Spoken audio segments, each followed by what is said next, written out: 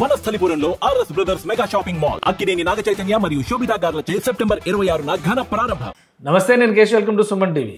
ఓజస్ గంభీర రకరకాల పేర్లు పెట్టుకున్న ఓజీ అంటేనే అందరికీ అర్థమవుతుంది. ఇప్పుడు ఓజీ సునామీ థియేటర్ని తాకింది. ఫస్ట్ రివ్యూ ఎలా ఉంది, సినిమా పైన టాక్ ఎలా ఉంది, ఓవర్సీస్లో ఎలాంటి రియాక్షన్స్ వస్తున్నాయి, వీటన్నిటిని విశ్లేషించే ప్రయత్నం చేద్దాం. మనతో పాటు సీనియర్ జర్నలిస్ట్, ఫిల్మ్ క్రిటిక్ ప్రభు గారు ఉన్నారు. ప్రభు గారు నమస్తే. ఓజీ ఆ ట్రైలర్ టెంపో అంతా కూడా ఒక రేంజ్కి తీసుకొచ్చారు. ఫైనల్గా థియేటర్లను తాకింది ఈ సునామీ అయినా ఎలా ఉంది సినిమా? సునామీ అంటే మామూలు సునామీ కాదు. టికెట్ల కోసం జరిగిన కొట్లాటలు, టికెట్ల కోసం జరిగిన ఏలం పాటలు, టికెట్ దక్కించుకున్న వాడు అసలు వాడు సూపర్ మ్యాన్ అయిపోయాడు. ఎవరికైతే టికెట్ వాళ్ళు థియేటర్ దగ్గర వాళ్ళు చేసిన హంగామా, రాత్రి పీవీఆర్లో చూడటం జరిగింది. సినిమా రాత్రి 11 o'clock ప్రీమియర్ షోకి వెళ్ళటం జరిగింది. ఆ థియేటర్ ముందు జరిగిన కోలాహలాన్ని చూస్తుంటే నిజంగా ఒక స్టార్కి ఇంత క్రేజ్ అనేటువంటిది, ఒక స్టార్ సినిమా రిలీజ్ అవుతుంటే ఇంతగా ఉర్రూతలుగిపోతారా ఫ్యాన్స్ అనేటువంటి ఇది కనిపించింది. It's wonderful. నిజంగా వాట్ యూ కాల్ ఇట్, ఆ హబ్ అంటామా, లేకపోతే ఆ బజ్ అంటామా, క్రేజ్ అంటామా, whatever you call it.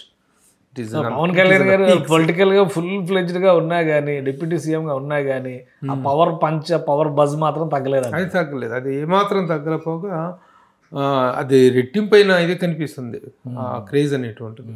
ఎలా ఉంది ముఖ్యంగా ఈ సినిమాకి సంబంధించినంత వరకు మొదటి నుంచి ఉన్నటువంటిది ఒక స్టైలిష్ ప్రజెంటేషన్ అయితే తన దగ్గర నుంచి ఎక్స్పెక్ట్ చేస్తున్నారో అది కనిపించింది. అది సినిమాలో through out it is maintained.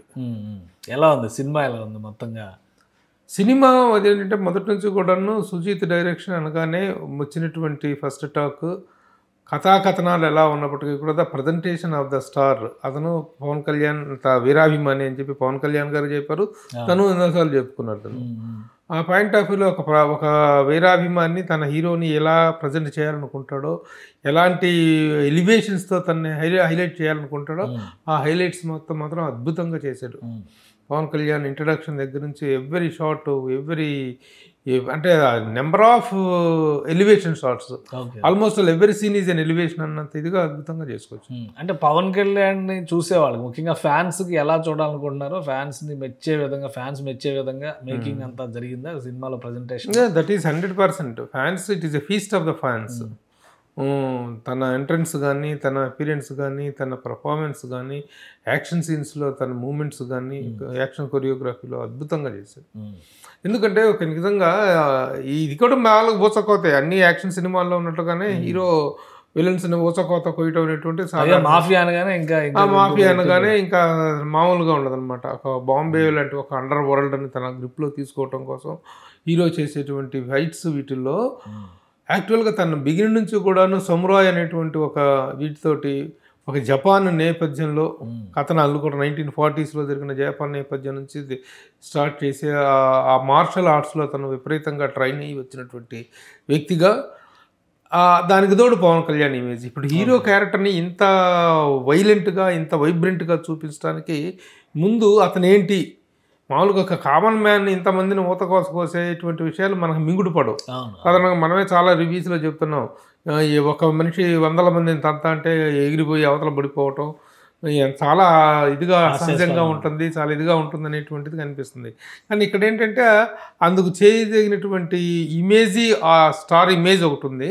At the same time the character అనేటువంటిది previously he has come from the martial arts backdrop నుంచి వచ్చాడంటంతో, మార్షల్ ఆర్ట్స్కి సంబంధించినటువంటి కొన్ని సీన్స్ కూడా ఉండటంతో అప్పుడు ఆ ఫైట్స్లో ఆ న్యాచురాలిటీ కానీ, ఆ పంచిలో yes he can do it అనేటువంటి ఇది క్రెడిబిలిటీ ఏర్పడింది. అంటే సినిమాలో చాలా మంది, ఈవెన్ ప్రీ రిలీజ్లో కూడా పవన్ కళ్యాణ్ గారు ఆ కత్తి పట్టుకొని వచ్చారు.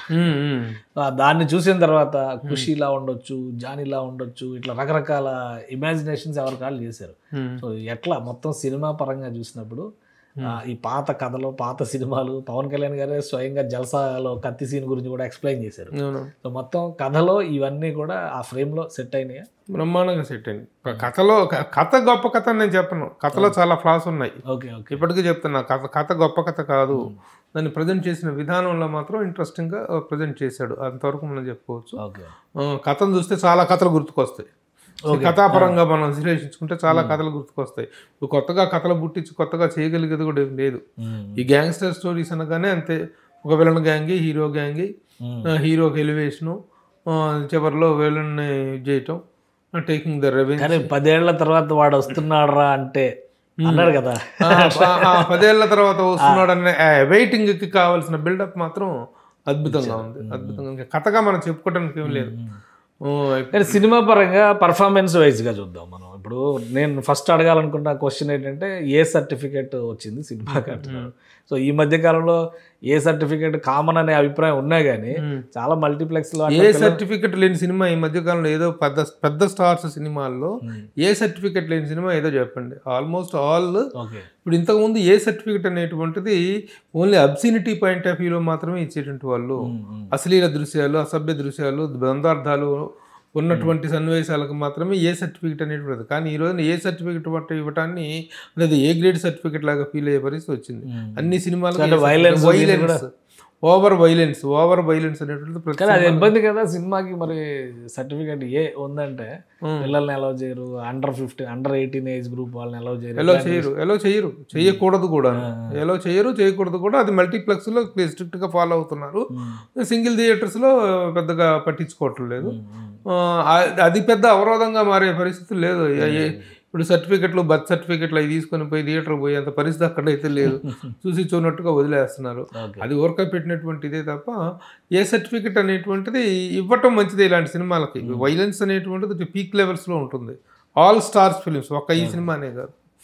సో ఇప్పుడు పవన్ కళ్యాణ్ గారు సినిమాలో చూస్తే నేను హీరోని కాదు, 2 హీరోలు ఉన్నారు అని చెప్పారు.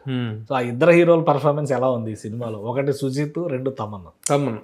ఎస్, సుజిత్ని ఏ పాయింట్ ఆఫ్ వ్యూలో అయితే ఎక్స్పెక్ట్ చేశారో, తన ఫస్ట్ సినిమా రణరాజన్ కానీ తర్వాత సాహో కానీ చూసుకున్నట్లయితే అతను ఒక stylish presenter. More than a creative director, is a stylish presenter. Creative director is always goes with the content weight. ఇక్కడ కంటెంట్ వెయిట్ లేదు ఈ సినిమాలో.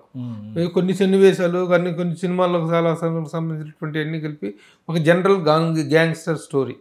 సో క్రియేటివ్ దీనికంటే creation is different from presentation point of వ్యూలో ఎంతవరకు success అయ్యాడుతున్నాను చూస్తే మాత్రం ఇట్స్ మైండ్ బ్లోయింగ్ ప్రజెంటేషన్స్ ఇచ్చాడుతున్నాను.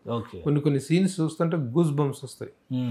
అంత చక్కని ప్రజెంటేషన్ ఇచ్చాడు. ఏది ముఖ్యంగా ఇంటర్వెల్ బ్లాక్ సీన్ ఉంటుంది, అసలు mind blowing.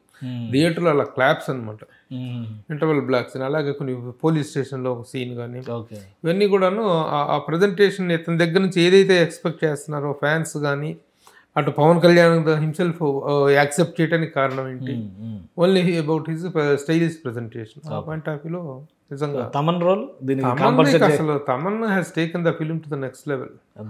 Without Thaman's music and Thaman's background score and Thaman's this thing we can't expect the film to that level. అంత మంచి మ్యూజిక్ ఇచ్చాడు, అంత బాగా ఎలివేట్ చేశాడు తను. సో వాళ్ళిద్దరు సక్సెస్ అయ్యారు అయితే. హీరో పెట్టుకున్న నమ్మకానికి వాళ్ళ జాబ్ వాళ్ళు అద్భుతంగా చేశారు. అలాగే నవీన్ న్యూల్ ఎడిటింగ్ కానీ సినిమాటోగ్రఫీ కానీ ముఖ్యంగా we have to appreciate the 3/4 of the film, 60-50% of the film అనేటువంటిది ఫైట్ కంపోజర్స్. పీటర్ హెయిన్స్, ఇంకెవరో కొంతమంది ఇండియన్ ఫారిన్ ఫైట్ మాస్టర్స్ ఉన్నారు. వాళ్ళు చేసినటువంటి వాళ్ళదే 50% ఆఫ్ ద ఫిలిం. వాళ్ళ కంపోజింగ్స్, వాళ్ళు చేసినటువంటి అద్భుతమైన ఫీట్స్, ముఖ్యంగా ఈ మార్షల్ ఆర్ట్స్ విషయంలో పవన్ కళ్యాణ్కి ఇచ్చిన training. Already is a martial ఆర్ట్స్లో ఇది కాబట్టి ఎక్స్పీరియన్స్డ్ కాబట్టి వాటిని చక్కగా ఉపయోగించుకోవడం జరిగింది. మెయిన్ క్రెడిట్ అట్రిబ్యూషన్లో మనకి పైకి కనిపిస్తుంది సుజిత్ తమనే, కానీ ఇంకా we have to give the credit to the fight master. మిగతా ఆర్టిస్టులు ఇప్పుడు పాన్ ఇండియా సినిమా నిజంగానే కాస్టింగ్ కూడా అలానే తీసుకున్నారు. తమిళ నుంచి, కన్నడ నుంచి, హిందీ నుంచి. వీళ్ళు మిగతా వాళ్ళది ఎలా ఉంది? ఇమ్రాన్ హష్మీ గురించి చాలా Imran Hashmi is handsome villain. మామూలుగా విలన్ అనగానే చాలా ఏదో వికృతంగాను గంభీరంగా అదే ఇదిగా ఉంటారు. ఆ పార్ట్ చేసిన వాళ్ళు ఉన్నారు. అతని తమ్ముడు ఇమ్రాన్ హష్మీ తమ్ముడుగా యాక్ట్ చేసిన అతని పేరు నార్త్ ఇండియన్, అతను బాగా చేశాడు. ఇమ్రాన్ హష్మీ చాలా స్టైలిష్గా, చాలా హ్యాండ్సమ్ విలన్గా ఉన్నాడు. క్యారెక్టర్స్ అర్జున్ దాస్ క్యారెక్టర్ ఒకటి చాలా మంచి క్యారెక్టర్.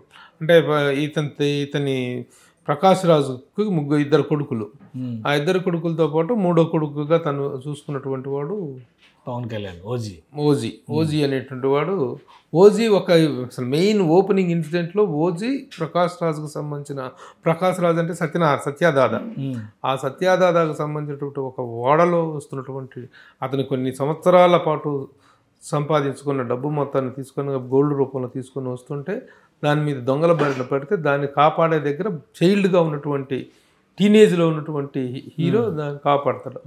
అప్పుడు అతని లక్ష్యం తెలుసుకొని కొన్ని వందల మందికి తను ఇచ్చేయటం కోసం ఒక పోర్టు నిర్మాణం చేస్తున్నానంటే నీ లక్ష్యం వెనుక నేను ఉంటాను అని చెప్పి ప్రామిస్ చేస్తాడు. ఆ విధంగా సత్యదాదా అంటే ప్రకాష్ రాజుకి తను వీళ్ళిద్దరు కాంబినేషన్ సీన్స్ ఉంటాయి.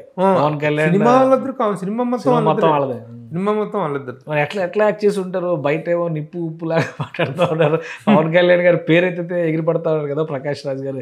ఎలా ఉంది ఆ కాంబినేషన్ సీన్స్ కానీ? అంటే ఇవన్నీ అంత ముందే తీసారేమో, తీసినా సరే personal opinions are different, ideology difference ఉండటం వేరును ఇది ఉంటాం వేరు. కానీ ఇవన్నీ ఈ ఐడియాలజీ డిఫరెన్స్లు రాకముందు తీసేసినటువంటి సీన్స్ అనుకుంటా.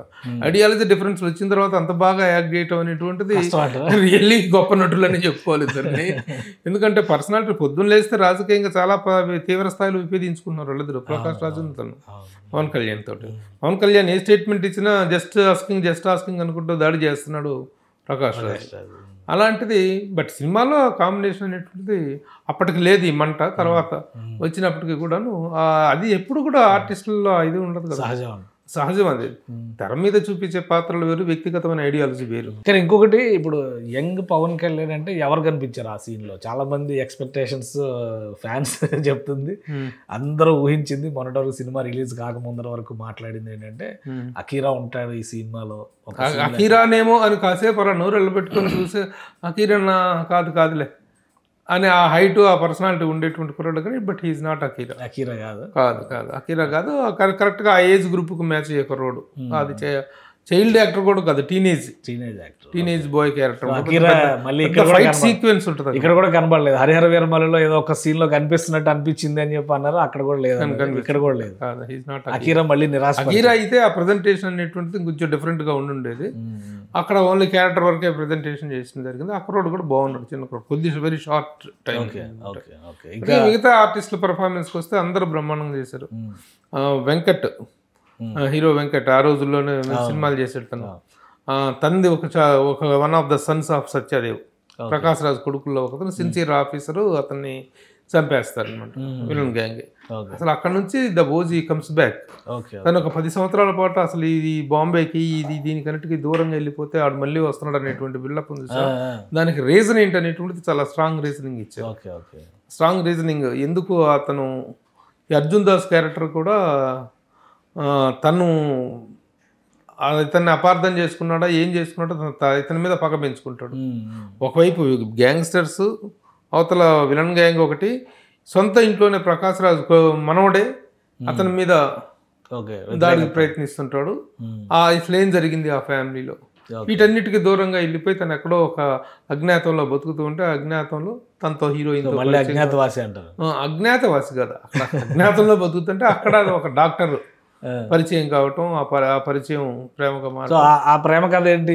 చాలా హృదయంగా ఉంది, పాటలు కూడా అద్భుతంగా. ఆ సువ్వి సాంగ్ ఒకటి పెద్ద హృదయమైనటువంటి లవ్ స్టోరీ ఏం కాదు, జస్ట్ షార్ట్ స్పాన్. ఇది షార్ట్ స్పాన్ లవ్ స్టోరీ అంతే. లవ్ స్టోరీ ఆ అమ్మాయితో చాలా పీస్ఫుల్ లైఫ్ గడుపుతున్న టైంలో మళ్ళీ తను తిరిగి మళ్ళీ ఈ మాఫియా సామ్రాజ్యంలో అడుగు పెట్టాల్సినటువంటి అవసరం ఏమొచ్చింది అనేటువంటి point the remaining story of the film. Okay. So ఓవరాల్గా ఇందులో కొన్ని మర్చిపోయా క్యామియో అపియరెన్స్లు ఉన్నాయి అన్నారు. జాకీ ష్రాఫ్, ఇంకా లాల్, వీళ్ళందరూ యాక్టర్స్ మధ్య మధ్యలో వచ్చారు. ఇట్లాంటి స్పెషల్ ప్యాకేజెస్ ఉన్నాయి, చాలా చిన్న చిన్న కథలు ఉన్నాయి, మళ్ళీ అందులో ఫ్లాష్ బ్యాక్ స్టోరీస్ వస్తూ ఉంటాయి అని చెప్పి అంటారు. ఏంటి అంత డెప్త్ ఉందా కథల్లో? పెద్ద క్యామియో అపియరెన్స్లు ఏం కావు అవి. మధ్య మధ్యలో మన జీవా ఒకడు, వాళ్ళు జరుగుతున్నటువంటి వాటి మీద వాళ్ళు కామెంట్ చేస్తూ ఉంటారు అనమాట. అజయ్ ఘోష్, జీవా, ఆడ గుండు ఉంటాడు, గుండు పేరు ఏదో ఉంటాడు, ప్రతి సినిమాలో ఉంటాడు గుండు. వాళ్ళ మీద చిన్న చిన్న కామెంట్, వాటి మీద కామెంట్ చేసేటువంటి చిన్న చిన్న క్యామియో అపియరెన్స్, ప్రత్యేకంగా క్యామియో రిలీఫ్ అనేటువంటిది ఏం లేదు సినిమాలో. సో ఓవరాల్ గా ఎలా ఉంది మీ పర్సెప్షన్ లో? ఎక్స్పెక్టేషన్స్ తగ్గట్టుగా వీళ్ళు ఆశించినటువంటి రికార్డుల్ని రీచ్ అవుతుంది అనేటువంటి సంకేతాలు ఇస్తుందని ప్రీ రిలీజ్ ఫంక్షన్ లోనే చెప్పారు. సో ఎట్లా అనిపించింది మీకు? రికార్డుల పాయింట్ ఆఫ్ వ్యూలో ఎక్కువగా ఆల్రెడీ ఓపెనింగ్ కలెక్షన్స్ విపరీతంగా ఉన్నాయి. ఈ బజ్ అనేటువంటిది 3-4 days ఉంటుంది. దీంతోనే కలెక్షన్స్ అనేటువంటి రావటం, పవన్ కళ్యాణ్ సినిమాకి ఓపెనింగ్స్ రావటం అనేటువంటిది ఇట్ ఇస్ నో సర్ప్రైజ్. అయితే ఓవరాల్గా cinema fans point of view it's a feast, nobody feels any disappointed as far as this thing. So general fans కూడాను, జనరల్ పబ్లిక్ కూడాను బాగానే ఉంటుంది, కానీ కథపరంగా మాత్రం కొంత అసంతృప్తి ఉన్నమాట వాస్తవం. At the same time narration అనేటువంటిది, the way the story is టెల్లింగ్లో కొంత కన్ఫ్యూజన్, నెంబర్ ఆఫ్ ఫ్లాష్ బ్యాక్లు చెప్పడం, నెంబర్ ఆఫ్ స్టోరీస్ డిఫరెంట్ ఆర్టిస్టుల పాయింట్ ఆఫ్ వ్యూలో స్టోరీ చెప్పడం అనేటువంటిది ఒక కన్ఫ్యూజన్ క్రియేట్ చేసింది. ఆ కన్ఫ్యూజన్ అనేటువంటిది కొంత ఉన్నమాట వాస్తవం. బట్ ఇవన్నీ కూడాను ఓవరాల్ ప్రజెంటేషన్ ఆఫ్ ద ఫిల్మ్లో కొట్టుకుపోయే విషయాలే తప్ప కథాపరమైనటువంటి చిన్న చిన్న లోపాలు, కథని నరేట్ చేసిన విధానంలో ఉన్న చిన్న కన్ఫ్యూజన్ మాత్రం ఇట్ ఈస్ ఉన్నమాట వాస్తవం. Okay okay. సో ఓవరాల్గా మాత్రం it is a well presented film. So Sujeeth చాలా విరామం తర్వాత, అంటే సాహో తర్వాత ఏ సినిమా చేయలే, మళ్ళీ దీనికోసం వెయిట్ చేస్తా కూర్చున్నాడు 3 ఏళ్ళు దాదాపు. సుజిత్కి ఇది ఒక ప్లస్ పాయింట్ మూవీ అవుతుందా? తన స్టైలిష్ ప్రజెంటర్ అనేటువంటి ఇది ఎలా అయితే ఉందో అది మాత్రం సేఫ్ గార్డ్ అయింది. ఓకే, అది మాత్రం సేఫ్ గార్డ్ అయింది సినిమా విషయంలో. ఎందుకంటే తను కూడా నేను ఒక లెటర్ రాశాడు, తను has given a open thanking letter to all first his family members. He missed his family for 3 years. ఫ్యామిలీకి దూరంగా ఎంత ఫోన్లో మాట్లాడుకున్నామైనా మనిషి 3 సంవత్సరాల పాటు అది గొప్ప క్రియేటివ్ వండర్ అయ్యే కావచ్చు, గొప్ప లేకపోతే ఇలాంటి ఒక ప్రజెంటేషన్ కావచ్చు. బట్ ఒక మనిషి 3 years పాటు ఒక తపస్సులాగా చేస్తే తప్ప ఇలాంటి సినిమాలు చేయటం అనేటువంటి సాధ్యపడదు. నిజంగా కొన్ని షార్ట్స్ చూస్తుంటే గూస్ బంప్ షార్ట్స్ ఉన్నాయి. ఆ షార్ట్స్ కంపోజింగ్ కానీ, వాటి కంటిన్యూటీ ఆఫ్ ఆ బ్రెయిన్లో ఆ ఇమోషనల్ కంటిన్యూటీని మెయింటైన్ చేయటం అనేటువంటి చాలా ఇంపార్టెంట్. కాబట్టి ఆ డైరెక్టర్ అనేటువంటి వాడు 3 సంవత్సరాల పాటు తన ఫ్యామిలీని, తన లైఫ్ని మొత్తాన్ని అవేగా పెట్టి వర్క్ చేసినట్లే. అందుకే అందరికీ థ్యాంక్స్ చెప్తూ తను ఒక ఓపెన్ లెటర్ పెట్టాడు. అది కూడా చాలా వైరల్ అవుతుంది ఇండస్ట్రీలో. ప్రభు గారు, ఇప్పుడు సినిమా ఓవరాల్గా ఇంత సక్సెస్ఫుల్గా రావడము, తర్వాత 3 ఏళ్ల నిరీక్షణ, ఈ బరువు బాధ్యత అంతా మోసేది ఒకే ఒక వ్యక్తి, నిర్మాత. పవన్ కళ్యాణ్ గారి సినిమాలు అనగానే మొన్నటి వరకు పాపం ఏం రత్నం గారిని చూశారు, ఇప్పుడు దానయ్య గారు. ఏంటి ఆయన పాత్ర ఎలా వచ్చింది, ఈ సినిమాకి సంబంధించి ఆయన సపోర్ట్ ఎలా ఉంది, ఫైనల్గా ఆయన్ని సాటిస్ఫై చేసే దిశగా సినిమా వెళ్తుందా? అంటే నిర్మాత 3 సంవత్సరాల తపన, నిరీక్షణ, ఆవేదన, ఆవేశం, బరువు, బాధ్యత ఇవన్నీ కూడా మోయాల్సినటువంటి వ్యక్తి నిర్మాత. ఆ పాయింట్ ఆఫ్ వ్యూలో దానయ్య ఇంతకంటే చాలా గతంలో చేసినటువంటి త్రిబుల్ కానీ ఈ సినిమాలన్నీ కూడా భారీ చిత్రాలే. దానయ్య చేసినవన్నీ కూడాను భారీ చిత్రాలే. ఏ సినిమా చేసినా నిండు కుండలాగా తనకుండా ఉంటాడు, ఏం జరుగుతుందో కూడా పక్కడికి కూడా తెలీదు. అంత కామ్గా సెన్సేషనల్ ఫిల్మ్స్ చేసినటువంటి ప్రొడ్యూసరు చాలా రేరు. వెరీ హెవీ ఫిల్మ్స్ చేస్తారు, ఎక్కడ స్క్రీన్ మీద ఎక్కడ కనిపించడు తను, పబ్లిక్లో ఎక్కడ కనిపించడు తను.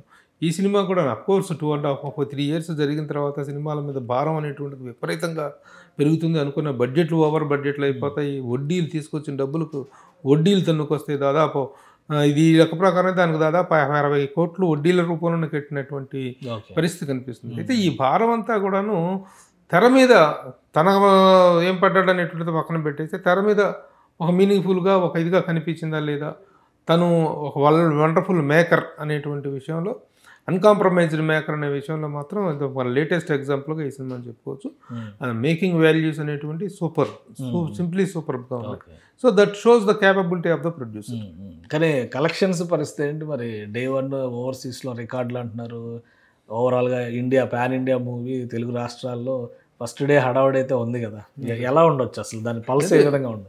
రావచ్చు, ఎందుకంటే పాన్ ఇండియా ఫిలిం ఆల్ లాంగ్వేజ్లో వస్తుంది. ఇప్పుడు పవన్ కళ్యాణ్కి కేవలం ఒక ఆర్టిస్ట్గా ఎప్పటిదాకా తెలుగులో మాత్రమే ఉన్నాడు. 300 క్లబ్లో చేరటం కానీ ఈ 100 క్లబ్స్లో ఇంకా పూర్తి స్థాయిలో చేరినటువంటి లేదు. ఇప్పుడు ఉన్నటువంటి ఓపెనింగ్స్ బట్టి చూసుకుంటే ఫస్ట్ డే ఓపెనింగ్ ఓవర్సీస్లో దాదాపు $3 million చేసింది అనేటువంటిది, దాదాపు ఒక 26 కోట్ల దాకా. 26 కోట్లు ఫస్ట్ డే ఓపెనింగ్స్లోనే ఓవర్సీస్లో మాత్రమే వచ్చినాయి అనేటువంటిది. ఇక ఇండియా వైజ్గా, రీజనల్ వైజ్గా 2 రాష్ట్రాలు, మిగతా ప్రాంతాల నుంచి వచ్చేటువంటి రిపోర్ట్స్, ఆల్రెడీ అడ్వాన్స్ బుకింగ్లు, వీటి పాయింట్ ఆఫ్ వ్యూలో ఈజీగా producer can feel happy and satisfactory రిజల్ట్ని తను ఎంజాయ్ చేయగలడు అనేటువంటిది ప్రస్తుతం కనిపిస్తున్నటువంటి ఆశాభావం. హ్యాపీగా దసరా పండుగ చేసుకో. రైట్, థ్యాంక్ యూ ప్రభు గారు విశ్లేషణ అందించినందుకు. ఇది ఓజీ సినిమా థియేటర్లను తాకింది, సునామీని మించి కలెక్షన్స్ విషయంలో రికార్డులు సాధించే అవకాశాలు కనిపిస్తున్నాయన్నారు. అలానే సినిమా విషయంలో కూడా ఎక్స్పెక్టేషన్స్కి తగ్గట్టుగా ఫ్యాన్స్కి పండగ సూచించేటువంటి సంకేతాలు స్పష్టంగా ఉన్నాయి. ఈ దసరా పండగకి ఓజీతో చేసుకోవచ్చు. ప్రపంచవ్యాప్తంగా అభిమానులు ముఖ్యంగా పవన్ కళ్యాణ్ అభిమానులందరినీ కూడా ఆనందపరిచేటువంటి సినిమా అవుతుంది ఇది అని చెప్పని ప్రభు గారు విశ్లేషిస్తున్నారు. ఇది స్పెషల్ డిస్కషన్.